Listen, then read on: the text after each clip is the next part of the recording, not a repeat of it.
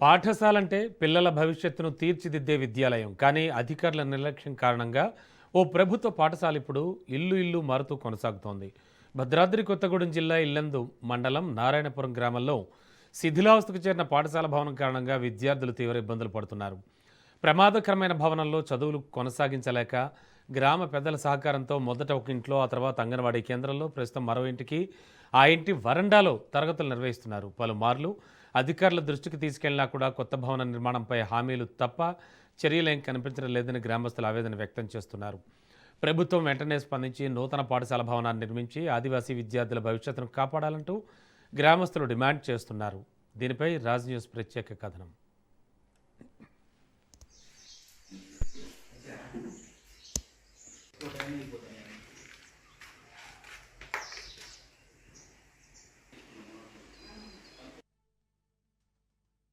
ఇల్లందు మండలం నారాయణపురం గ్రామంలో ఉన్నటువంటి అందరూ ఆదివాసీలు ఉన్నటువంటి ప్రాంతం అది. ఆ నారాయణపురంలో ఉన్నటువంటి ప్రభుత్వ పాఠశాలలో సుమారుగా 50 మంది విద్యార్థులు ఉన్నారు అందులో.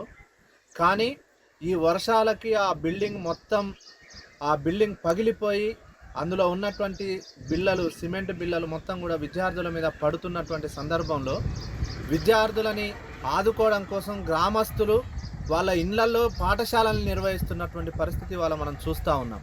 అంటే భారతదేశంలో ఉన్నటువంటి, తెలంగాణలో ఉన్నటువంటి పరిపాలనా యంత్రాంగం, పాలకులు సిగ్గుపడాల్సినటువంటి విషయం ఇది. ఎందుకనంటే మొత్తం ఆదివాసీలో ఉన్నటువంటి ప్రాంతంలో ఉన్నటువంటి ఓ ప్రభుత్వ పాఠశాల, అక్కడ ఉన్నటువంటి పాఠశాలని తీసుకొని పోయి కుటుంబాలలో ఇండ్లు మారుస్తూ నిర్వహిస్తున్నారంటే పాలకులు ఏం చేస్తున్నారని చెప్పేసి మేము పీడిఎస్యుగా ప్రశ్నిస్తూ ఉన్నాం. ఇల్లందు మండలం రాఘవయ్యనగూడెం గ్రామ పంచాయతీ సర్పంచ్ నేను. నా పేరు ఈసల సురేష్. గత 4 సంవత్సరాల నుంచి రాఘవయ్యనగూడెం గ్రామ పంచాయతీలోని నారాయణపురం ఎంపీపీఎస్ స్కూలు శిథిలావస్థలో పడి ఉన్నది. ఈ శిథిలావస్థలో పడి ఉన్న స్కూల్ బిల్డింగ్ కొరకు నేను డిసెంబర్ 22వ తారీఖున అధికారంలోకి వచ్చిన దగ్గర నుంచి ఈ స్కూల్ విషయంలో తిరుగుతూనే ఉన్నాను.